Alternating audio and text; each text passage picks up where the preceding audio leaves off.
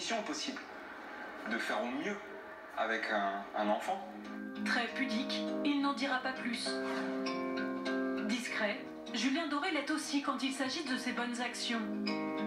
Sauf en novembre dernier, quand la tempête Alex ravage le sud-est de la France. Depuis tout petit, j'allais dans la vallée de la Vésubie et dans un chalet qui est celui de ma grand-mère. C'était apocalyptique ce que j'ai vu là-bas.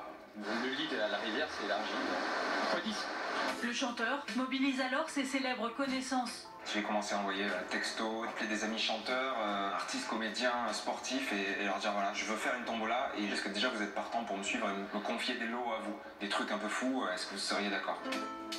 Résultat, près d'1 million d'euros récoltés en faveur des sinistrés. Julien Doré s'est même chargé de livrer en personne l'un des lots, sa mini-moto. Je suis dans le coffre, là à l'heure actuelle, avec la moto. Tellement hâte de remettre ce lot.